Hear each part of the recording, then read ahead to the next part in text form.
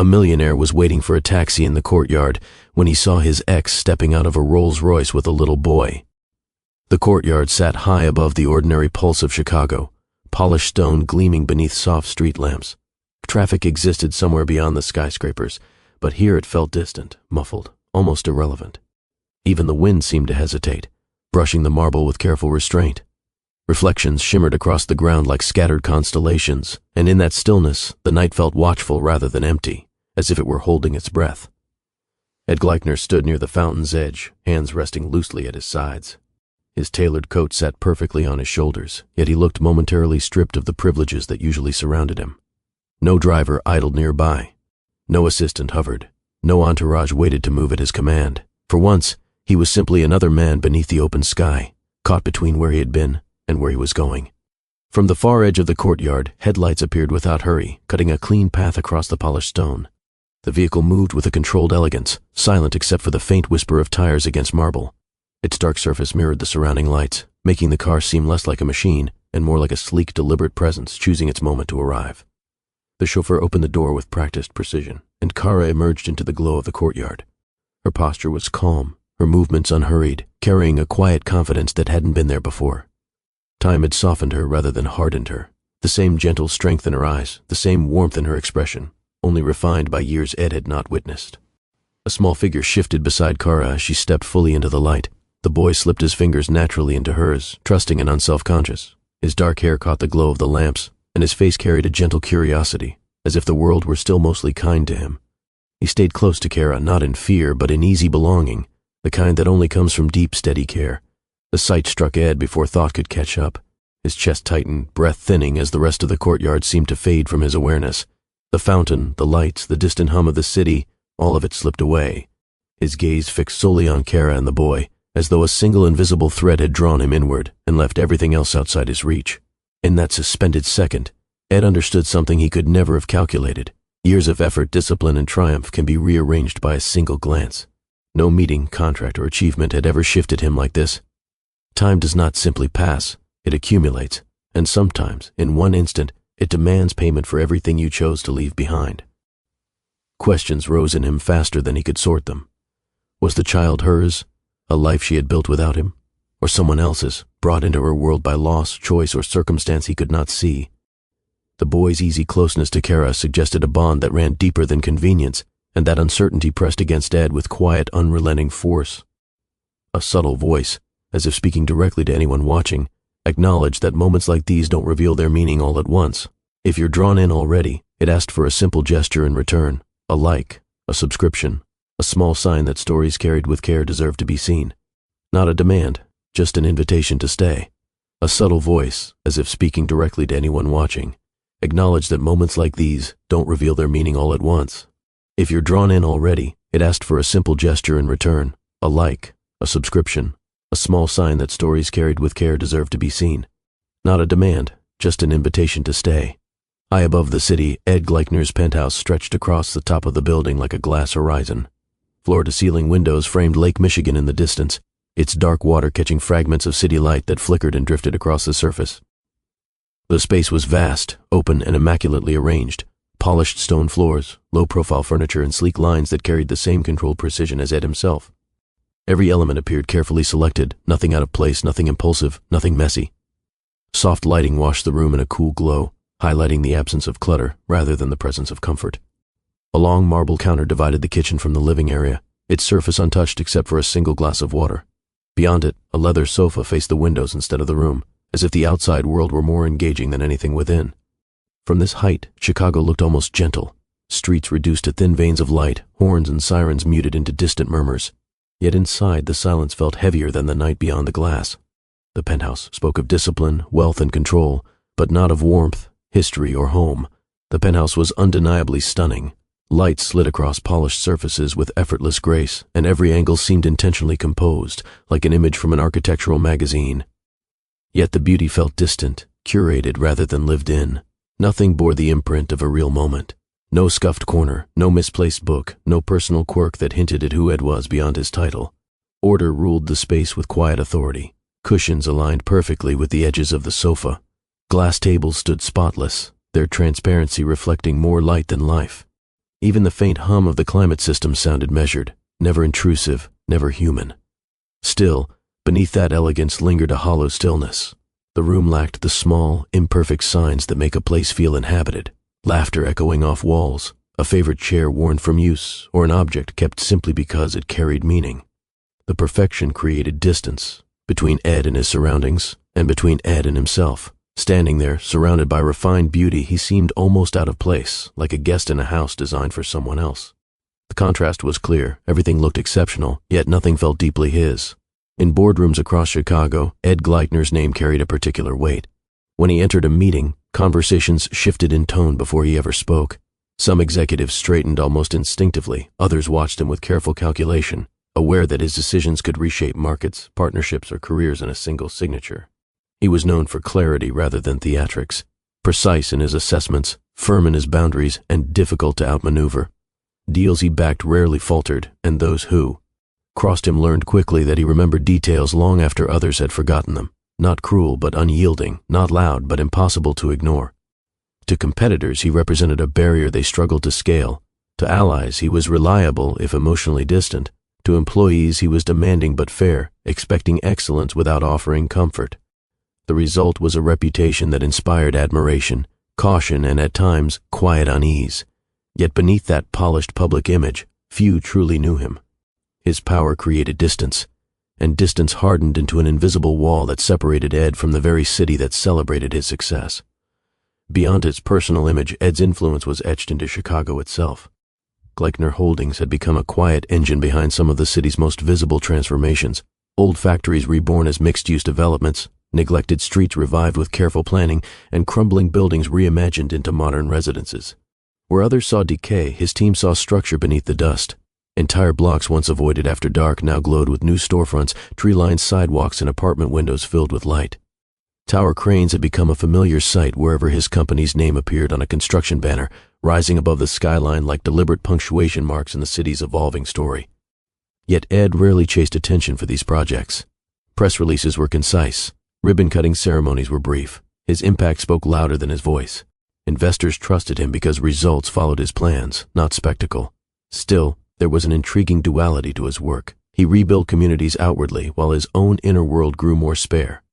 As Chicago expanded and polished under his direction, the space around Ed tightened, becoming cleaner, quieter, and more controlled, a mirror of the city he was steadily reshaping from above. To the world, Ed Gleitner looked complete.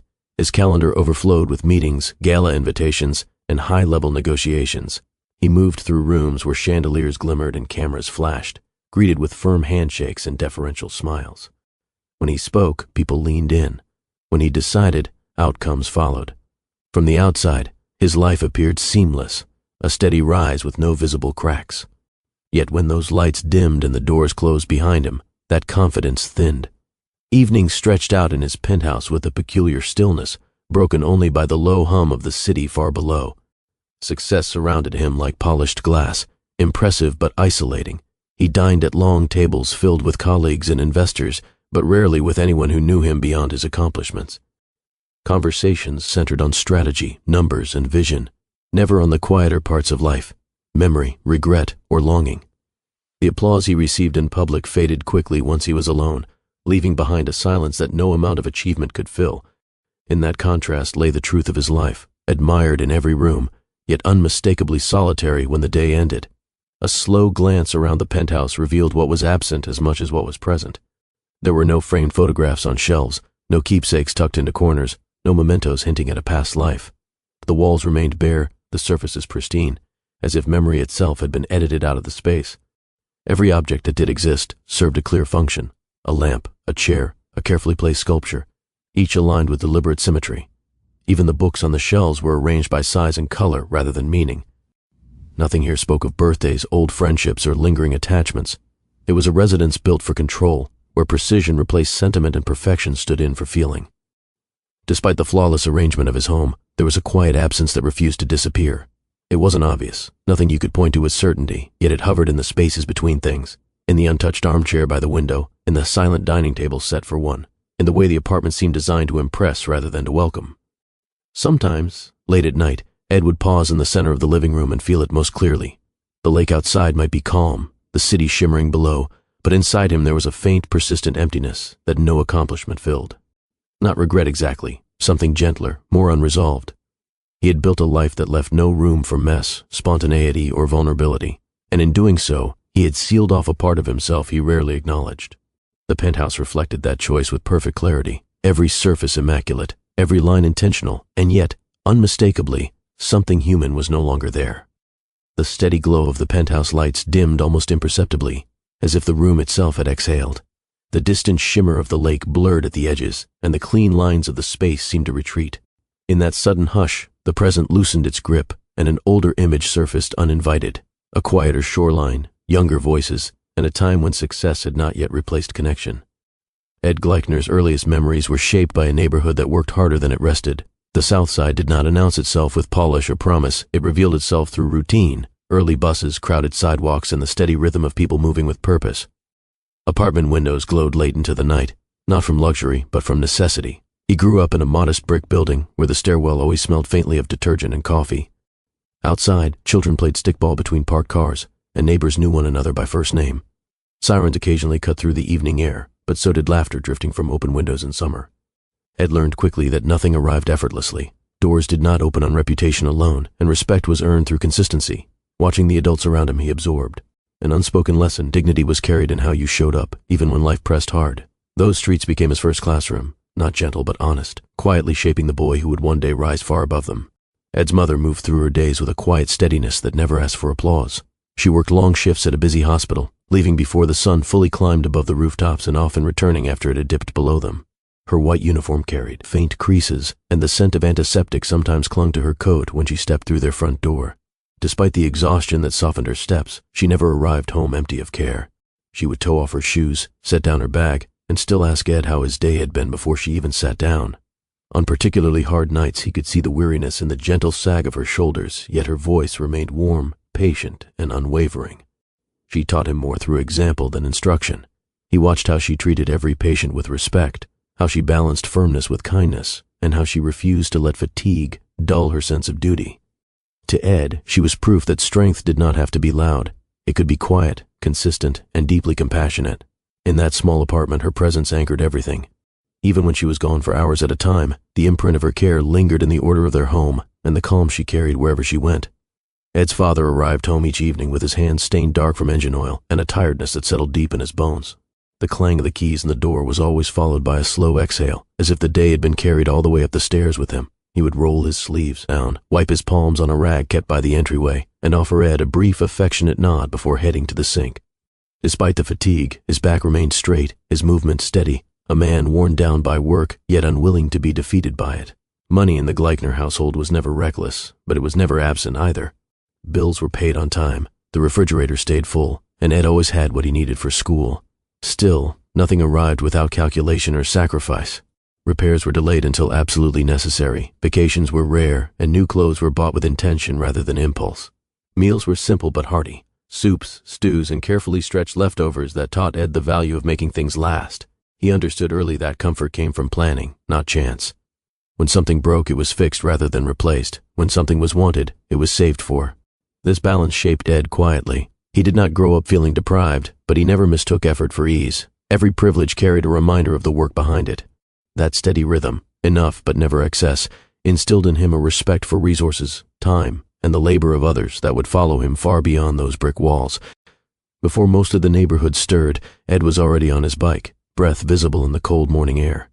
The front wheel hummed softly along cracked sidewalks as he balanced a stack of tightly rolled papers in one arm. Porch lights dotted the dark like small beacons, and he learned the rhythm of every house, which steps creaked, which doors stuck, which dogs barked. By the time the first streak of dawn touched the rooftops, he had already earned his place in the waking day. When the final bell rang, Ed did not head home the way most of his classmates did. He traded textbooks for an apron at a small grocery store 2 blocks from his apartment, where he stocked shelves, swept aisles, and carried heavy bags to waiting cars. The air inside always smelled faintly of produce and floor cleaner, and the fluorescent hum became as familiar to him as his own heartbeat. He learned quickly that customers rarely noticed the hands that kept things running smoothly. Some were kind, others hurried, a few impatient, and Ed met each of them with the same measured politeness.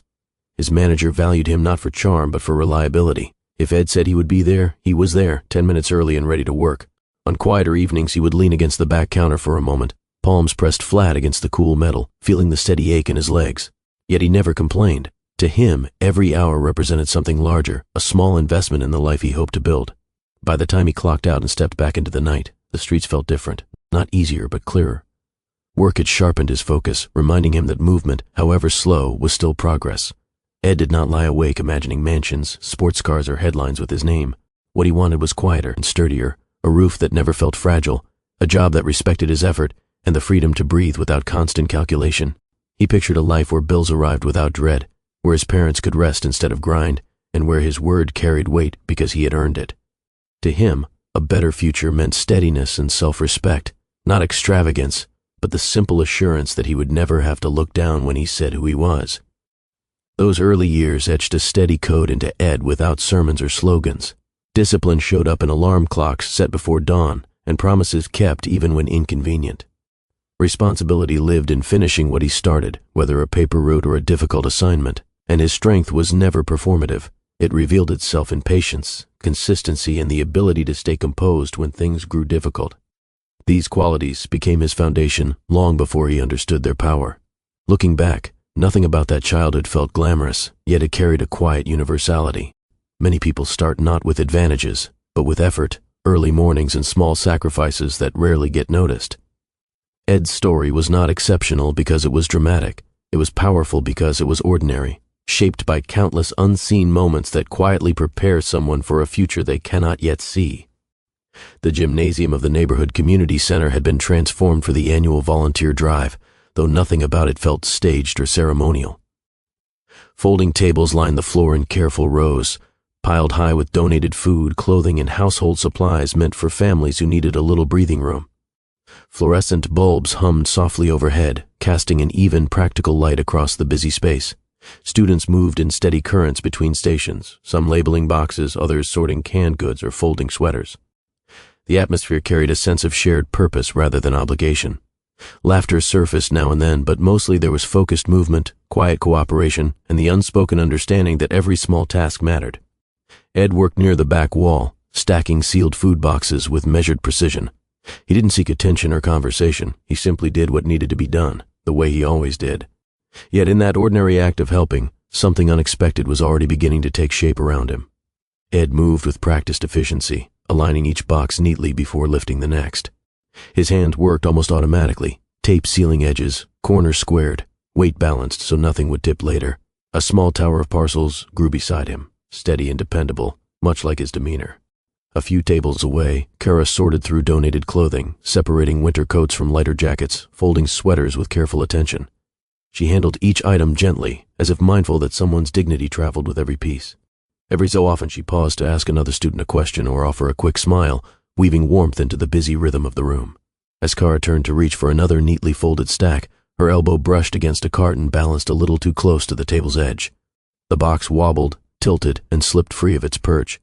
A soft thud echoed across the floor, scattering a few folded items across the polished tiles.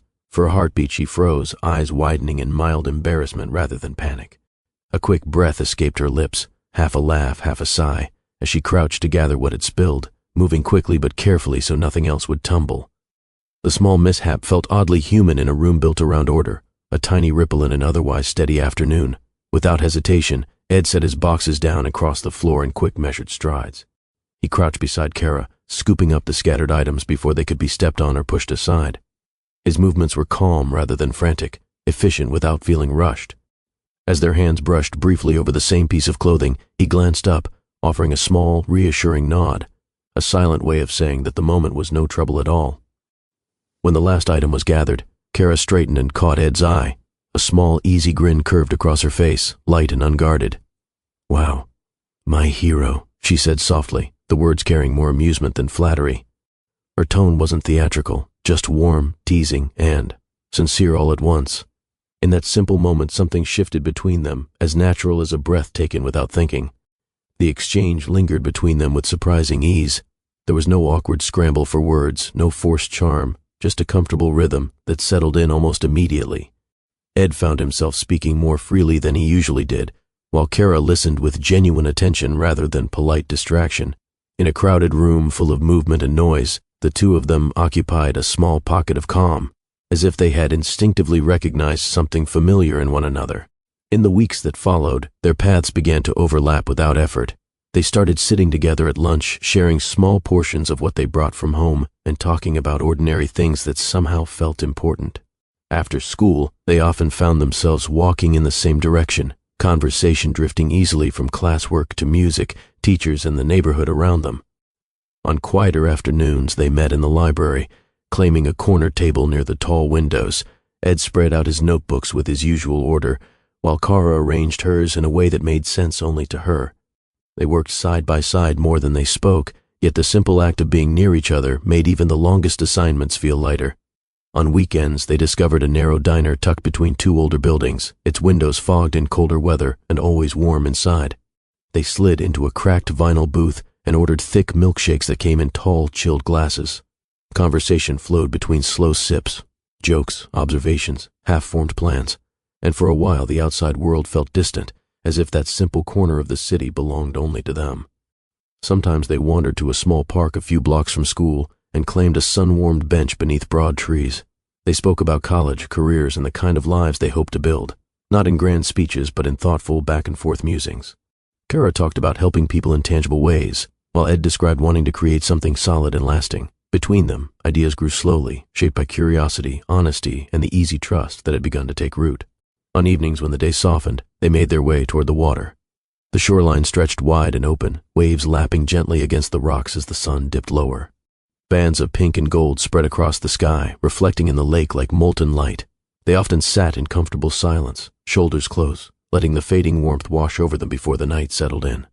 One evening, as the light thinned and the air grew cooler, Ed's voice slipped out quieter than usual. He stared out toward the water rather than at Kara, fingers tracing idle patterns in the gravel beside them. He spoke of the pressure he carried, the unspoken worry that no matter how hard he pushed, the world might still see only where he came from. The words didn't spill all at once. They arrived in careful fragments, stitched together by pauses and steady breaths. He admitted that sometimes the weight of expectation felt heavier than any workload, that ambition could feel less like freedom and more like a tight knot in his chest. Kara didn't interrupt. She turned slightly toward him, listening the way she always did, fully, patiently, without judgment. In that stillness between his sentences, it was clear that this was not a casual confession, but a piece of himself he rarely allowed anyone to hold. Kara waited until he finished, then let the quiet stretch just long enough to show she had truly heard him. She turned toward him fully, her voice gentle but steady. "Ed," she said, "you're not just anything." Her words carried no exaggeration, only quiet certainty, the kind that comes from seeing someone clearly and believing in them without hesitation. In the moments that followed, something settled quietly inside Ed, not suddenly, not dramatically, but steadily. Kara did not try to fix him, rescue him, or reshape him. She simply stood beside him with a steadiness that made the world feel less sharp. When doubt pressed in, her presence acted like a steady hand at his back, reminding him that he did not have to carry everything alone. Over time, that sense of safety grew without being named. He found himself speaking more openly with her than with anyone else, trusting her with thoughts he rarely voiced even to himself. When challenges arose, he thought of her calm composure. When he felt overwhelmed, he remembered the way she listened without judgment. For Kara, their bond was never about possession or dependence. It was about mutual grounding. Yet for Ed, she became something essential, the place he returned to mentally when the world felt too loud, the quiet certainty that kept him centered. In her he discovered not only affection, but confidence, steadiness, and a sense of belonging he had never fully known before. The acceptance letter arrived on an ordinary afternoon, tucked neatly into the stack of mail that slid through their apartment door. Ed opened it at the small kitchen table, his mother's kettle humming softly in the background. For a moment, he simply stared at the words in front of him, reading them twice, then a third time, as if the meaning might shift if he looked long enough. When it settled in, it did so quietly rather than explosively. No fireworks, no shouting, just a steady awareness that a door had opened he had worked years to reach. His mother pressed a hand to her chest, eyes bright with pride she tried not to overwhelm him with.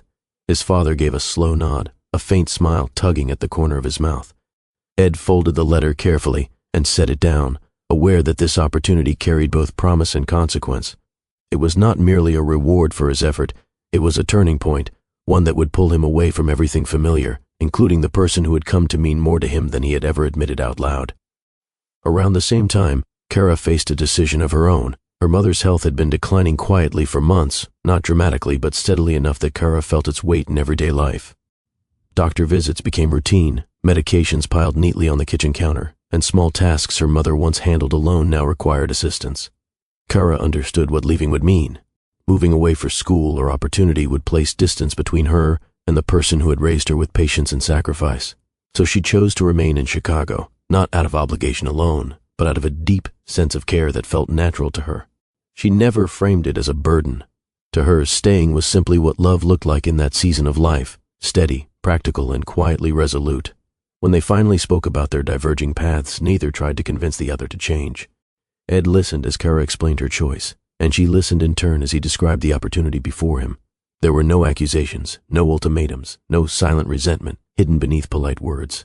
Instead, their conversation carried a rare maturity, two people recognizing reality without turning it into conflict. They understood that loving each other did not erase circumstance, and in that understanding lay both tenderness and quiet sadness. The evening before Ed's departure, they returned to the shoreline as the light faded. Waves rolled in with a gentle, steady rhythm, brushing the rocks before slipping back into the dark. They sat close, shoulders touching, neither speaking for long stretches. The air carried a faint chill, yet between them there was warmth, not desperate, just tender, as if both were silently committing the moment to memory before life pulled them in different directions. Kara finally broke the silence, her voice low enough to blend with the sound of the water. She didn't frame her words as prediction or pressure, only as calm confidence. "You're going to do great things," she said, eyes still resting on the horizon rather than on him. There was no drama in her tone, no grand speech, just steady belief. It carried the same assurance she had shown him countless times before, the kind that made him feel seen without feeling exposed. Ed felt the weight of her trust settle over him, not as a burden but as something grounding. In that moment, her faith in him mattered more than any acceptance letter or future achievement. Ed shifted beside her, hands resting loosely on his knees as he searched for the right words. When he spoke, his voice was steadier than he felt. He told her plainly that leaving frightened him, not because of the school or the distance, but because of what he might lose along the way. He didn't dress it up in promises or grand declarations. It was simply the truth. He valued her too much to pretend separation would be easy. For a moment, he let that vulnerability sit in the open air between them, carried only by the sound of the lake in their shared silence. Kara turned toward him then, her expression soft but steady, the kind that steadies rather than overwhelms. She didn't try to pretend the separation would be easy, and she didn't offer hollow promises. Instead, she spoke with a quiet clarity that cut through his fear. "Distance changes things," she said, fingers brushing lightly against his sleeve, "but it doesn't erase what's real." Her voice held no drama, only certainty. She believed in what they had built, not as something fragile, but as something grounded enough to endure time and space. The lake continued its steady rhythm beside them, and in that gentle constancy her words settled over Ed like calm after a storm. For the first time since the letter arrived, his chest loosened, just a little. Once Ed arrived at university, time began to bend differently around him. His days filled quickly with lectures, group projects, and late nights in the library. At first, he still called Kara regularly, but the conversations grew briefer, squeezed between obligations rather than lingered over. Messages that once arrived throughout the day were reduced to quick check-ins, busy, talk later, or long night, call tomorrow. Kara never complained outright, yet she noticed the subtle shift. Their exchanges felt more scheduled than spontaneous, more functional than warm. Neither of them named the change, but it settled quietly between them, a small widening space that neither quite knew how to close. To steady his mind, Ed began to frame every sacrifice as an investment in what lay ahead. He told himself that the missed calls, shortened conversations, and restless nights were temporary, necessary steps toward a life that would one day be easier for both of them. The logic felt neat, almost comforting, even as it quietly pulled him further into work and further away from the person he claimed to be doing it all for. The issue was never that Ed stopped loving Kara. It was that his focus gradually shifted without him fully noticing. Deadlines replaced conversations, accomplishments replaced connection, and progress began to feel more urgent than presence. Ambition did not arrive as a storm. It slipped in quietly, reshaping his priorities piece by piece. By the time he looked up, the distance between what he said he wanted and how he was living had widened, leaving both of them standing on opposite sides of a gap neither had meant to create. The cafe sat on a quiet corner street, tucked between two older brick buildings that had watched the neighborhood change around them. Warm light spilled from its front windows onto the sidewalk, and the low murmur of conversation drifted through the open door each time someone entered or left. Inside, the air carried the scent of fresh coffee and baked bread, a calm contrast to the busier avenues nearby. Ed arrived first, choosing a table near the back where he could see the entrance without being the center of attention. He removed his coat slowly, draping it over the chair beside him, and folded his hands together on the table, aware of his own heartbeat as he waited. He looked every inch the man he had become, tailored suit, polished shoes, posture calm and controlled, as if the room were an extension of his office. Across the table, the empty chair felt ordinary, almost too ordinary for someone like him. A few minutes later, Kara stepped inside still wearing her work uniform, simple and practical. Her hair was pulled back, her bag worn from use, and her movements carried the steady rhythm of a long day. The contrast between them was immediate, unspoken, and impossible to ignore as she approached the table. For a brief moment, they simply took each other in. Ed's suit spoke of boardrooms, late nights, and decisions that affected entire blocks of the city. Kara's uniform told a different story, long shifts, steady responsibility, and care given without fanfare. The table between them felt larger than its physical size, quietly reflecting two paths that had stretched farther apart than either of them had once imagined. Neither looked better or worse, they simply looked shaped by very different worlds that now sat face to face. Kara set her bag down and folded her hands around her coffee cup before speaking. Her tone wasn't sharp, only carefully measured, as if she had carried the question for a long time. "Ed," she said quietly, eyes steady on his, "when was the last time you asked how I was doing?" The words hung between them without accusation, yet they carried weight. It wasn't a challenge. It was a mirror, held up calmly, forcing him to see what had slipped through the cracks of his carefully constructed life. Ed shifted slightly in his chair, gaze flickering toward the window before returning to her. The words came out more automatic than intentional. "I've been busy," he said, his voice even, almost rehearsed. He didn't raise it, didn't defend himself. He simply offered the line as if it were sufficient. In that moment, the simplicity of the answer revealed more than he meant it to, exposing how often he had leaned on it instead of showing up fully. Neither of them spoke right away. The low clink of cups and the distant murmur of other patrons filled the gap between them, but it did little to soften the moment. Kara's fingers rested motionless around her mug, while Ed kept his hands still on the table, knuckles faintly taut. The pause stretched just long enough to make the air feel heavier, as though unspoken things had gathered there and refused to move. It wasn't loud or dramatic, simply steady, persistent and impossible to ignore, reminding both of them that words alone could not repair what had quietly drifted apart. Kara inhaled quietly, then set her cup down with careful deliberation. Her voice remained steady, but it carried a depth that needed no volume. She told him plainly that love, for her, required presence. Not perfection, not promises, just time and attention. And if those could not be given, she could not keep offering her heart to someone who always seemed just out of reach. Kara gathered her things with unhurried calm, sliding her bag over her shoulder as she rose from the table. There was no scene, no trembling, no final plea, only a composed dignity that made the moment feel heavier, not lighter. She met Ed's eyes once more briefly, as if committing his face to memory rather than asking him to stop her. Then she turned and moved toward the door, footsteps steady against the cafe floor.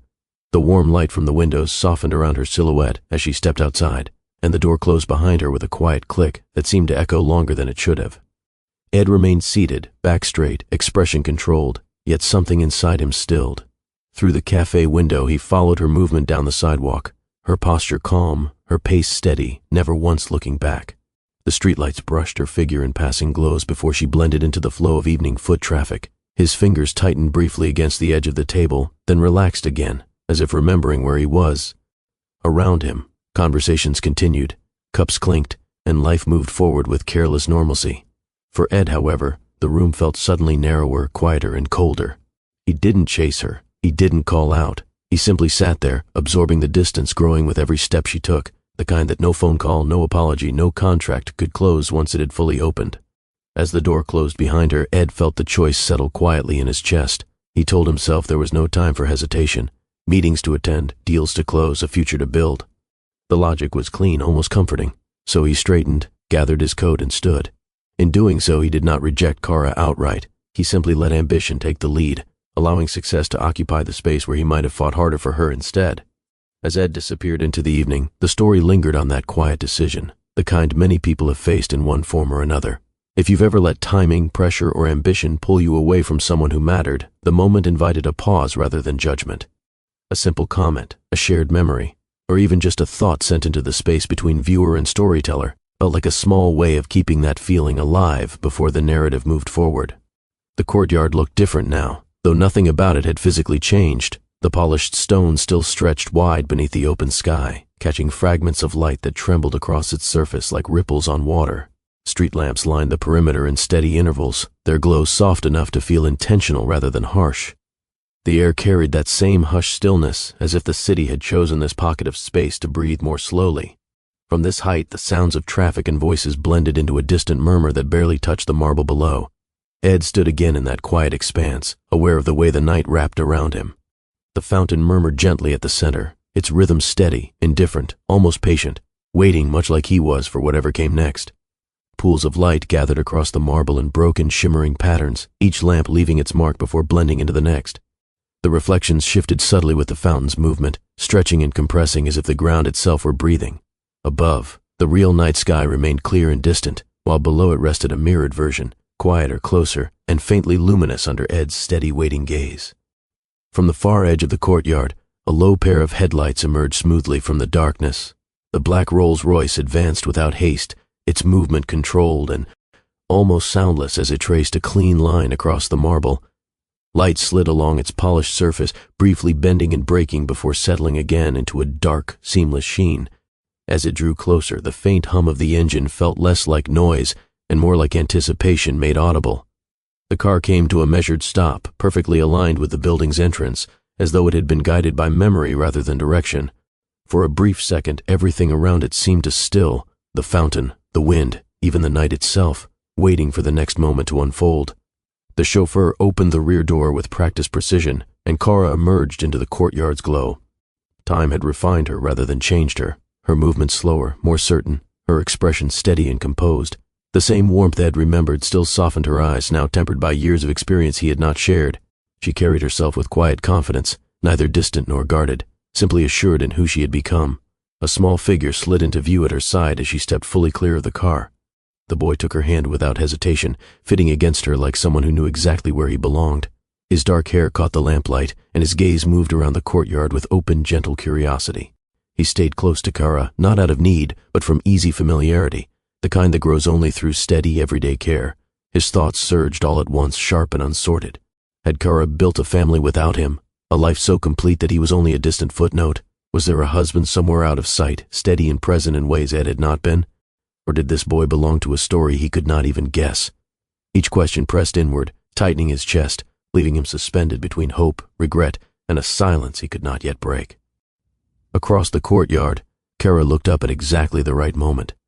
Her gaze traveled past the fountain, past the reflected lamps, and landed directly on Ed. For an instant, the space between them narrowed to nothing at all. Neither of them moved. The night seemed to hold its breath around that shared look, not dramatic, not theatrical, just deeply still. In her expression, Ed saw recognition first, then something softer beneath it, impossible to name so quickly. The city continued beyond the courtyard, unaware. Cars moved, distant voices drifted, lights shifted. Yet inside that quiet circle of marble and glass, it felt as if everything had paused, leaving only two people facing a past they had never fully left behind. After a brief hesitation, Kara shifted her weight and began to move. She stepped forward with the boy still at her side, her pace calm, unhurried, and unmistakably deliberate.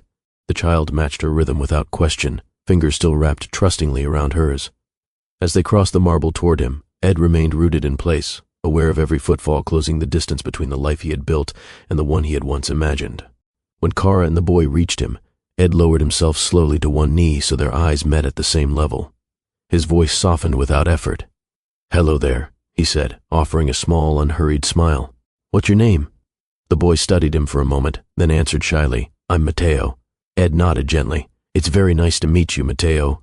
Somewhere beyond the courtyard, a taxi horn sounded, brief, impatient, and unmistakably real.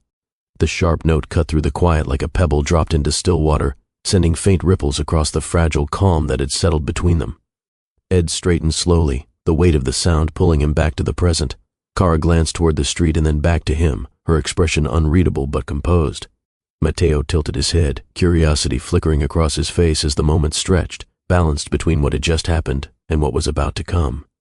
Ed gave a small, reluctant nod, as though conceding to a reality he had not prepared for. He offered Kara a brief, careful look, then let his gaze linger on Matteo for a second longer than necessary.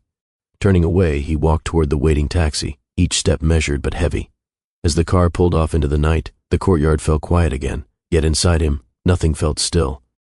48 hours passed, though to Ed they felt longer. Meetings came and went, emails were answered, decisions were made, yet a quiet current of thought kept pulling him back to the marble courtyard and the woman who had stepped into it. On the second evening, as daylight softened into dusk, he found himself walking rather than being driven. The streets felt familiar in a way they hadn't for years, as if his body remembered routes his mind had tried to forget. He didn't plan the turn onto that particular block, but he didn't resist it either. His pace slowed naturally, eyes lifting toward the building where everything had shifted only nights before. The fountain still murmured, the lamps still glowed, the space looked ordinary, and yet, to him, it felt charged with something he could not name. Ed paused at the edge of the courtyard, not stepping in, simply standing there, aware that he had returned not out of curiosity, but because he could not quite stay away. Across the street, a warm rectangle of light spilled onto the sidewalk from a small cafe wedged between two older buildings. Through the glass, Ed noticed Kara first, her posture easy, her hand resting lightly on the boy's shoulder as they stepped inside together. Matteo's head tipped back as he spoke to her, animated and unguarded. For a moment, Ed simply watched, standing still as the door closed behind them and the world inside carried on without him. A pulse of motion moved through him before careful thought had time to intervene. Ed stepped off the curb, the rhythm of traffic parting around him as he crossed toward the cafe. His breath came steadier with each stride, yet his mind remained alert, aware of the choice he was making in real time. Halfway across, he almost turned back, old habits of restraint tugging at him, but something firmer held his feet moving forward. By the time he reached the opposite sidewalk, the decision was already made. He paused only briefly, straightened his coat, and reached for the door. The door chimed softly as Ed stepped in, and the warmth of the cafe wrapped around him at once. Kara looked up from the counter almost immediately. There was no surprise in her expression, only a calm recognition that felt strangely gentle. She offered a small smile and gestured toward a nearby table. "Come in with us," she said simply. "We're getting hot chocolate." Her tone carried no pressure, no testing edge, just an easy openness that made refusal feel unnecessary. Matteo glanced up at Ed with curious interest, already moving toward the table as Kara led the way, as if this moment had been expected rather than accidental. By the time they settled at a small table near the glass, a light rain had begun outside. Thin beads of water traced slow paths down the window, blurring streetlights into gentle streaks of glow. Inside, the cafe felt warmer by contrast. Cups clinked, spoons stirred, and the low hum of conversation wrapped around them. The steady rhythm of the rain created a quiet backdrop, as if the world beyond the glass had softened just enough to make room for what came next.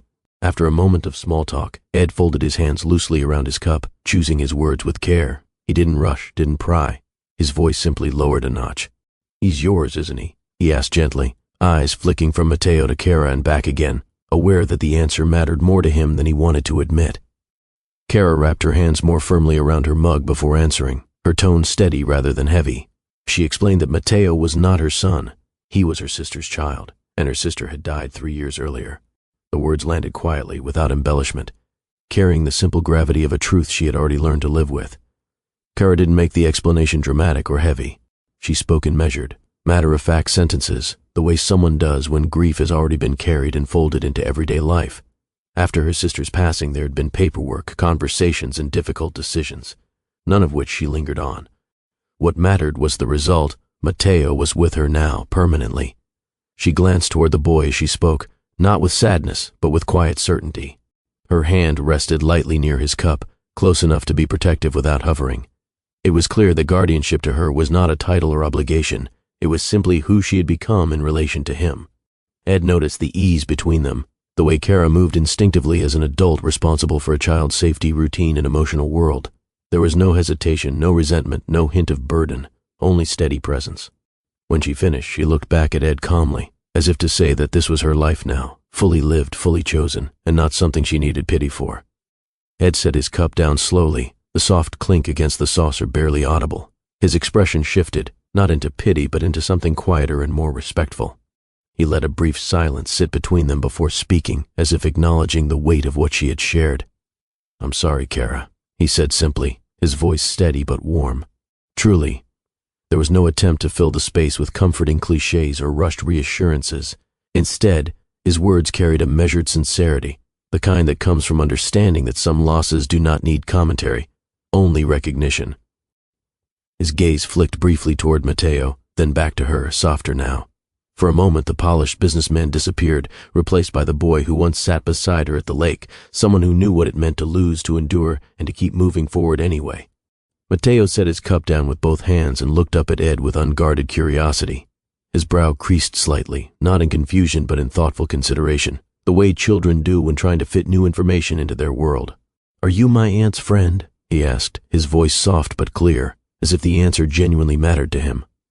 The question was simple, yet it landed with unexpected weight. There was no suspicion in the boy's tone, only honest interest, as though he were quietly measuring where Ed might fit in the circle of people who cared about Kara. Kara glanced between them, lips curving faintly, giving Ed the space to respond without rescuing him. Ed leaned back just enough to meet Matteo's eyes comfortably, choosing his words with care. A small smile touched his face, not playful, not nostalgic, just honest. "I used to be," he said quietly, "a very important one." He didn't explain, didn't expand, didn't search for something lighter to say. The answer sat cleanly between them, carrying more history than detail. Matteo accepted it without pressing, as children often do when they sense that some things are meant to rest as they are. Kara watched him for a moment, expression unreadable but soft. The rain continued its steady rhythm against the windows, and in that gentle sound the three of them shared a brief unspoken understanding, not of the past, not of the future, but of this exact moment they now occupied together. Kara leaned slightly toward Matteo and spoke to him in a low, gentle voice that carried more warmth than instruction. He nodded, sliding carefully out of the booth and taking his cup with both hands before setting it back down. With a quick glance toward Ed, he turned and made his way toward the small hallway at the back of the cafe, footsteps light against the tiled floor. For a brief moment, Kara watched him go, not anxiously, just attentively, the way someone does when care has become second nature. When she looked back, the table felt quieter, the space between her and Ed suddenly more defined. The rain outside continued its steady rhythm, tapping against the glass in soft, irregular patterns. Inside, the hum of conversation seemed to recede just enough to make room for what neither of them had said yet. Ed rested his hands around his mug, aware that with Matteo out of earshot, the moment had shifted. The cafe remained the same, but the air between them had grown heavier, not with tension but with the weight of everything that still lingered unsaid. With Matteo gone, the small table seemed to contract around them. The casual ease that had filled the cafe moments before softened into something quieter, more deliberate. Kara kept her hands wrapped around her mug, thumb tracing its rim in slow, absent-minded circles. Ed remained still, shoulders relaxed outwardly, yet attentive in a way that felt almost cautious. Neither rushed to speak. Instead, they sat in a shared awareness that the conversation had crossed an invisible threshold. The rain against the window and the low murmur of other patrons formed a distant backdrop, but between them the silence carried its own texture, not uncomfortable, but layered with memory, choice, and everything they had avoided naming for years. Ed finally broke the quiet, though his voice stayed low, careful, almost reluctant to disturb the space between them. He didn't rush, didn't decorate the truth. He simply laid it out plainly. He told her that, over the years, she had crossed his mind far more often than he had ever let on. Not in dramatic flashes, but in ordinary moments, a familiar street name, a certain turn of phrase, the way evening light settled over the lake. Sometimes it had been fleeting, other times it had lingered longer than he wanted to admit. He didn't frame it as regret or justification, only acknowledgement. His gaze remained steady on her as he spoke, not searching for reassurance, merely offering honesty he had kept locked away for a long time. Kara listened without interrupting, expression composed, eyes attentive. In that moment, it wasn't a confession meant to reopen old wounds. It was simply the truth, spoken at last, resting calmly between them on the table like something fragile but necessary. Kara didn't respond immediately. She took a slow sip of her drink, then set it down with care, eyes steady on Ed rather than accusatory. When she spoke, her voice carried no bitterness, only clarity earned over time. She told him that when he left, the distance had not been measured only in miles. Something quieter had slipped away as well. In chasing achievement, he had slowly trained himself to keep his heart at a safe remove, controlled, efficient, protected. He had not stopped caring altogether, but he had learned to care from a place that never fully risked being hurt. Her words were not delivered as a verdict. They sounded more like an observation she had carried for years, finally voiced without anger. She reminded him that love, for her, had always been about presence, the willingness to show up fully, to be inconvenienced, to stay when things grew complicated. Ed listened, jaw set, hands still around his cup. He could hear the truth in what she said, not as a strike against him, but as a mirror he could no longer look away from. The rain continued beyond the window, steady and patient, as if giving them space to sit with what had just been named. Ed let her words settle before answering, fingers still wrapped around his mug. When he spoke, his voice was steady but quieter than before, stripped of his usual control. He admitted that if he could step back into that cafe years ago, he would have paused, stayed, and pushed against his own instincts instead of surrendering to them. He wouldn't have let schedules, pride, or ambition carry him past her so easily. Not dramatically, just honestly. He said that he should have fought harder for them, and that realization had been with him far longer than he liked to admit. Kara rested her forearms lightly on the table, fingers still warm around her mug. She didn't rush to answer. When she did, her voice carried the same calm steadiness she always had. She told him that, looking back, she wished she had been less composed in that moment years ago. Instead of leaving with dignity, she might have held his gaze longer, reached across the table, and simply said what she felt, that she wanted him to stay, to choose her in that instant, rather than the life pulling him away. There was no bitterness in her tone, only quiet honesty. She wasn't rewriting the past to blame herself, just acknowledging that she, too, had let pride and restraint shape a moment that could have gone differently. For a brief second, something soft passed across her expression, not regret, but the clear recognition that love is often lost not through cruelty, but through silence. They didn't raise their voices, lean forward in accusation, or search for absolution. Instead, the conversation unfolded at an unhurried pace, shaped by pauses that felt intentional rather than uncomfortable. Each of them spoke carefully, choosing clarity over performance, truth over persuasion. At times, they simply sat in silence, letting a thought settle before offering the next. Ed listened without interrupting. Kara spoke without softening or sharpening her words for his comfort. There was no need to revisit every misstep or relive every painful moment. What mattered was the understanding they were building in real time. Their exchange carried the quiet steadiness of two people who had lived, changed, and learned. It wasn't about winning or losing, being right or wrong. It was about seeing each other clearly after years apart and allowing that recognition to rest between them without being forced into something more or less than it was. As their words settled between them, neither rushed to declare what this moment meant. The past could not be undone, and the present refused to be simple. They sat there, older, steadier, shaped by years the other had not witnessed, aware that recognition was not the same as restoration. A quiet question hovered in the space they shared, unspoken but unmistakable. Could something once broken and reshaped ever truly come back in the same form, or would any second chance have to be built differently? The answer did not arrive, and that uncertainty more than anything kept the story moving forward. In the days that followed, Ed found himself drifting back to the small corner cafe more often than he had ever intended. It wasn't scheduled, wasn't announced, and never felt like an obligation. Just a quiet pull at the end of his workday that he stopped resisting. Some evenings he arrived straight from the office, suit jacket draped over his arm, tie loosened slightly at the collar. Other times he came later, when the sky had already deepened to a soft indigo and the streets had grown calmer. He never made a show of it, never asked for special attention, never tried to claim space that wasn't naturally offered. He usually chose a table near the window, coffee in front of him, posture relaxed in a way that rarely happened anywhere else. He didn't always speak much. Sometimes he simply sat, listening to the low murmur of conversation around him and the steady hum of the espresso machine behind the counter. There was no grand declaration in these visits, no rush to repair the past, no attempt to force connection. Instead, his presence felt deliberate in its simplicity. He showed up.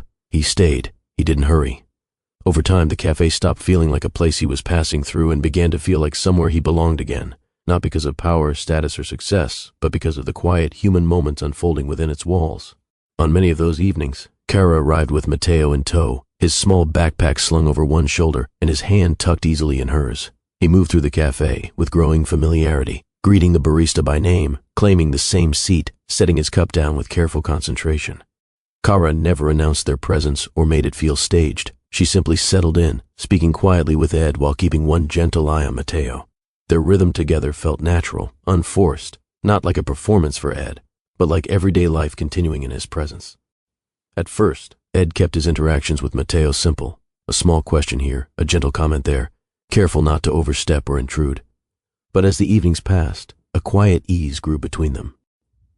Matteo began to talk more freely, telling Ed about school, his favorite comic book, or the way rain sounded on Kara's apartment windows.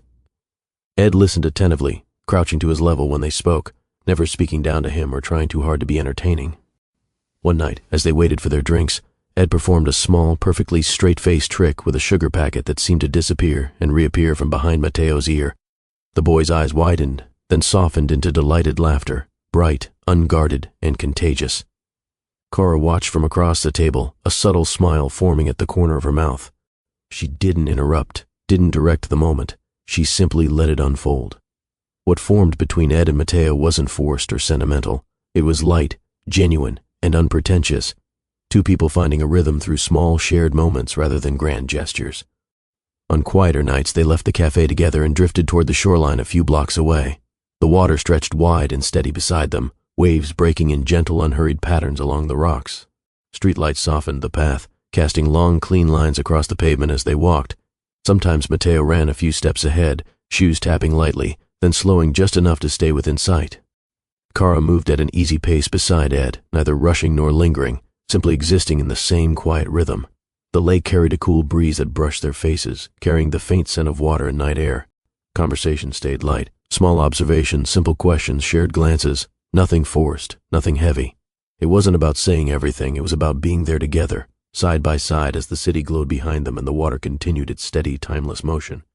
As they walked, Kara let the silence settle for a moment before speaking, her voice low and even. She didn't frame it as praise or criticism, simply observation. She told Ed that he felt different to her now, not in appearance or ambition, but in presence. There was less urgency in him, less tension beneath his words. He listened more fully, spoke with greater care, and seemed less guarded in the quiet spaces between conversation. To Kara, it wasn't a dramatic transformation, just a subtle shift that made him feel steadier, more grounded, and a little closer to the person she had once known. Ed glanced toward her as they walked, hands resting loosely at his sides. After a moment he gave a small nod rather than a rushed reply. "You are too," he said quietly. He didn't mean it as criticism. The Kara beside him carried herself with a steadiness she hadn't needed when they were younger, less urgency to prove anything, more confidence in simply being.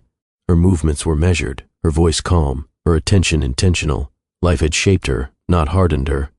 He noticed the way she watched Mateo without hovering, the way she spoke without filling every silence, the way she seemed comfortable in spaces that once might have made her anxious. She felt rooted now, secure in who she was and what she stood for. For Ed, the difference wasn't distance, it was depth. She was still the woman he had loved, but with layers earned through time, responsibility, and loss. And as he took that in, he realized he respected her more than ever for it. Kara kept her gaze on the water for a moment before answering, her voice soft but certain. She told him that, despite everything time had changed, she could still recognize the young man she once knew, in the way he listened, in his quiet seriousness, in his instinct to help rather than impress. It wasn't nostalgia, and it wasn't fantasy, it was simply recognition. The edges of that boy were older now, steadier, more thoughtful, but his core, the part she had trusted and believed in, was still unmistakably there. Ed slowed his steps just slightly, letting the space between them settle before he spoke. His voice stayed even, free of theatrics, but it carried a quiet certainty that made the words land cleanly. He told her that when he looked at her now, he didn't see a stranger shaped only by years apart. He saw the same woman who had once sat beside him by the lake, steady, kind, and unwavering in her sense of self, only deeper, more grounded, more complete. There was no attempt to flatter or romanticize the moment. Instead, his words felt carefully chosen, born from reflection rather than impulse. He admitted that, in chasing everything he believed he needed, he had lost sight of what truly mattered, and that, in hindsight, she was someone he should never have let slip out of his life. Kara didn't respond immediately. She simply let his statement rest between them, carried by the gentle sound of the waves and the steady rhythm of their footsteps along the shore. They didn't rush to fill the quiet that followed. Instead, they let it stretch comfortably, like two people who no longer needed constant words to feel connected. Mateo's footsteps echoed faintly ahead of them, light and unburdened, while the lake breathed steadily beside them. Kara glanced toward Ed, then back to the water, a small, unforced smile resting on her face. Ed kept his pace even with hers, neither pulling ahead nor falling behind, content simply to walk beside her. There was no grand confession, no dramatic gesture, no declaration meant to erase the years between them.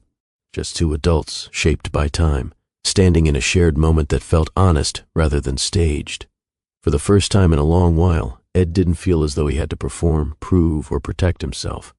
He simply existed, present, open, and steady, in the company of someone who knew him deeply and accepted him as he was now. And in that unhurried silence, something quietly solid began to take root between them again, not the past returning, but a new understanding forming in its place. The marble courtyard lay calm beneath the night sky, polished stone catching the soft glow of the street lamps in muted reflections. The fountain murmured steadily at the center, its gentle rhythm blending with the distant hum of the city beyond the glass walls of the building. Ed stood near the edge this time, not in impatience, not in distraction, but with quiet purpose. His posture was relaxed, hands resting loosely at his sides, coat draped cleanly over his shoulders. He was no longer simply passing through this space. He had chosen to be here. A faint breeze moved across the open area, brushing the surface of the fountain and lifting the collar of his coat. He didn't adjust it. His attention remained fixed toward the far entrance of the courtyard, as if he already knew what would appear there. Unlike the last time he stood in this spot, there was no tension in his stance, no restless glance toward the street. He wasn't waiting because his driver was late or because circumstance had placed him here. He was waiting because he meant to. The night felt steady, almost expectant, as though the space itself recognized the shift in him. And in that stillness, Ed remained perfectly still, prepared, present, and certain of the choice he had made simply by showing up. From the far edge of the courtyard, a pair of headlights emerged smoothly through the glass entrance. The black Rolls-Royce advanced at a measured pace, its movement calm and deliberate, as though it belonged naturally in this quiet space.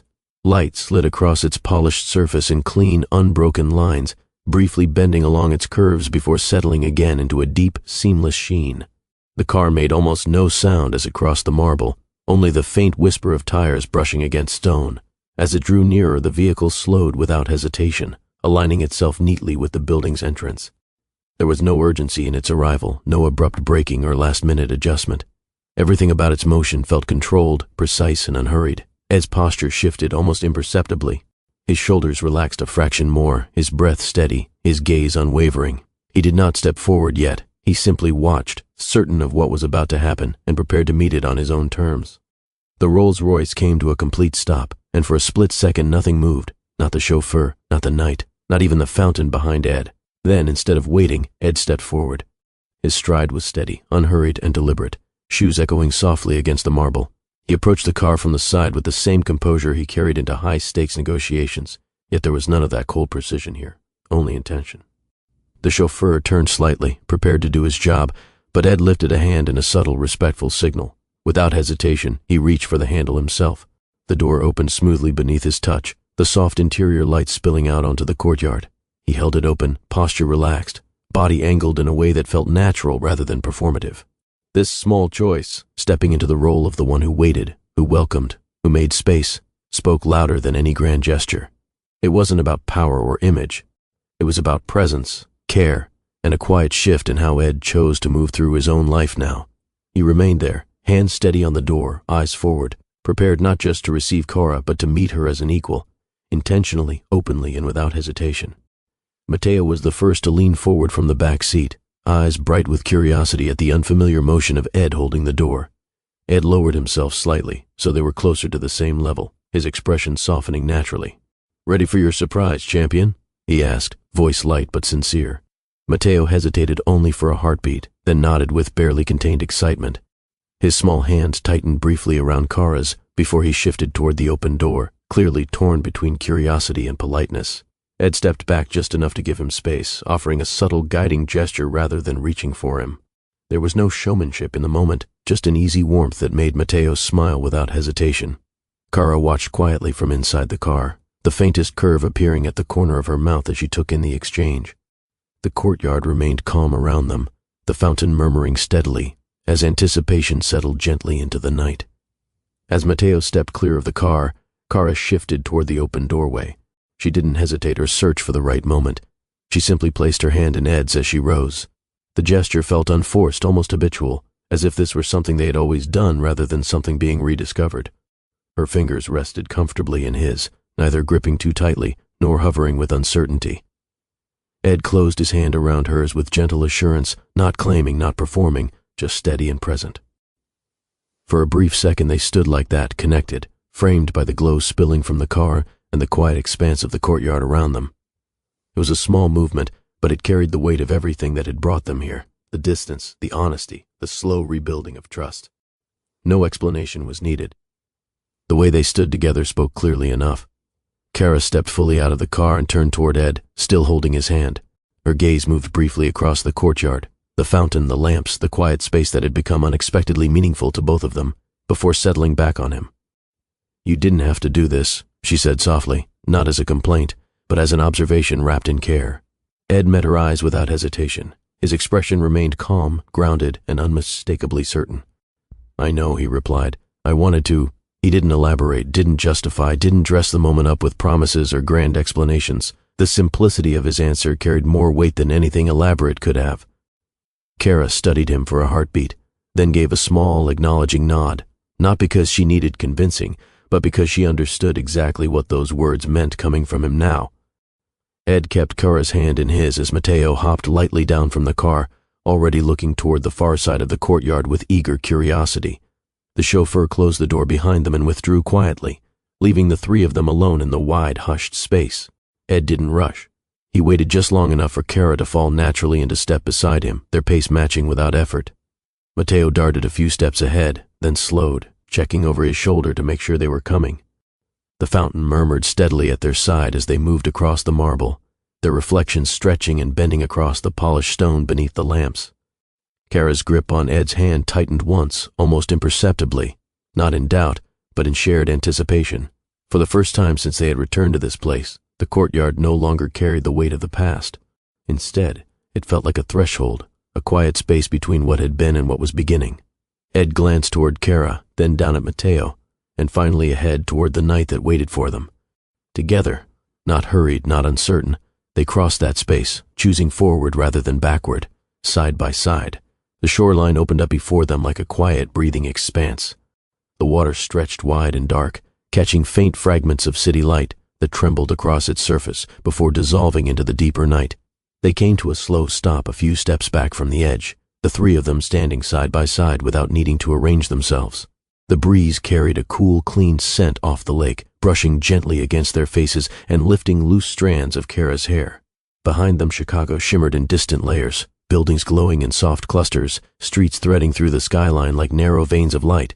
Yet here, close to the water, the city felt muted, almost distant, as if it had agreed to step back and give them space. Ed slid his hands into his coat pockets, not out of discomfort, but out of ease. Kara stood a little closer to him than before, her shoulder brushing his arm naturally. Matteo shifted his weight from one foot to the other, eyes bright as he took everything in. For a moment, no one spoke. The only sound was the steady, unhurried rhythm of waves rolling toward the shore and retreating again, constant, patient, and strangely reassuring. They weren't arriving somewhere new. They were returning to a place that had once shaped them, now carrying a different meaning. And in that quiet stillness by the water, the night felt less like an ending and more like a beginning that had simply taken its time. Across the water, Chicago rose in a soft mosaic of glowing windows and steady beacons, its reflection trembling faintly along the horizon. Towers stood like quiet sentinels against the dark, their outlines softened by distance and night air. The lights didn't clamor for attention. They simply existed, steady and luminous, forming a quiet backdrop that made the three figures on the shore feel small, steady, and unmistakably connected to the world they had walked through together. A faint hum drifted across the water, and Matteo straightened instantly, eyes widening. He lifted his arm and pointed toward a distant vessel cutting a slow path through the dark lake, its lights blinking in measured rhythm. "Look," he said, voice bright with uncomplicated wonder. Kara glanced over, then down at him, a quiet smile forming as she followed his gaze. Ed turned as well, taking in both the boat and the boy's unguarded delight, a simple moment that felt larger than it appeared. Kara shifted her attention back to Matteo, her gaze softening in a way that happened almost without her realizing it. She didn't hover or correct him. She simply stood close enough that he could feel her presence without needing to look for it. Her expression carried a quiet tenderness, the kind that comes from years of steady responsibility rather than fleeting emotion. She watched the way his shoulders lifted with excitement, the way his finger traced the boat's path across the water, the way his breath quickened with simple joy. For her, this wasn't just a child marveling at a distant light. It was proof of something deeper, that despite loss, change, and the weight of adulthood, wonder could still exist in their lives. Ed caught a glimpse of her profile in that moment, Calm, attentive, grounded, and unmistakably devoted. The lake, the city, the night, all of it seemed to recede slightly around her, as if this quiet act of watching were its own center of gravity. Ed's attention drifted from the distant boat to Kara without him forcing it. He studied her profile in the soft lake light, the steady line of her gaze, the gentle curve of her mouth, the easy way she stood beside Matteo. There was nothing dramatic in the way he looked at her. No sweeping realization, no staged awe, just a calm, unmistakable appreciation that settled quietly behind his eyes. He wasn't measuring her against the past or projecting hopes onto the future. He was simply seeing her, clearly, in this exact moment. In that stillness, he felt a quiet thankfulness, not for grand gestures or second chances, but for her presence, her steadiness, and the life she had built with such quiet strength. The gratitude sat with him gently, like something long overdue finally finding its place. For a brief second, his breath slowed, his shoulders softened, and the sharp edges of his world fell away. Watching her watch Matteo, Ed understood, without needing to say it, that some things are worth waiting for, even if it takes years to arrive. When the boat's lights faded into the distance, the quiet between them deepened rather than thinned. Ed turned slightly toward Kara, careful not to disturb the calm that had settled around all three of them. His voice, when it came, was low and steady, not performative, not sentimental, just honest. "Thank you," he said simply. He didn't rush. He chose his words with the same care he once used in rooms where millions were decided. "For giving me another chance," he added. "Not the loud kind, not the dramatic kind, just this." His gaze rested briefly on Matteo, then returned to her. There was no pleading in his tone, only respect, the kind that recognizes that second chances are not owed, only offered. Kara didn't respond right away. She simply held his eyes for a moment, the lake breathing softly beside them, as if the night itself were listening. Kara let the space sit for a heartbeat before answering, eyes still resting on the dark water ahead. When she spoke, her voice carried no softness meant to soothe, and no firmness meant to correct, just clear, steady truth. "We're not starting over, Ed," she said quietly. "We're starting wiser." She didn't look at him as she said it, yet her words felt aimed directly at the center of everything they had just lived through. There was no dismissal in her tone, only acceptance of the years that had passed, the people they had become, and the choices that had shaped them both.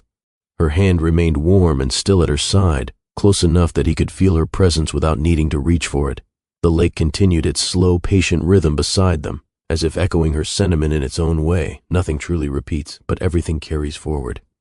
Ed absorbed her words without argument, without hurry, without the need to rewrite what had already happened. In that moment, he understood that she wasn't offering him a return to the past. She was inviting him into a future built on honesty rather than illusion, presence rather than promises. And in that quiet clarity, the night felt steady, grounded, and unmistakably real.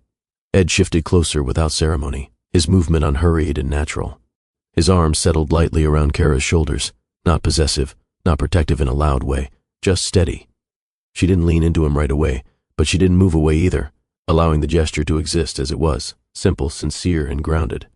The breeze off the lake brushed past them, and for a moment the three of them stood held together by nothing more than quiet, mutual presence. After a quiet breath, Kara shifted just enough to close the small space between them. She let her head come to rest lightly against Ed's shoulder, not in surrender, but in ease. Her posture remained steady, her presence deliberate, as if this simple closeness were a choice rather than an impulse. Ed adjusted only slightly, anchoring the moment without interrupting its calm, and together they stood there, still, connected, and at peace with where they now were. The night settled gently around them, the lake breathing in slow, steady patterns that seemed to carry meaning without needing words. Above, the city shimmered. Below, the water moved with quiet patience, neither rushing nor pausing. Ed's gaze rested on the horizon, then shifted to Kara, then to Matteo, who now leaned slightly against her side. In that simple alignment of three figures against the dark, something felt complete, not finished, but whole.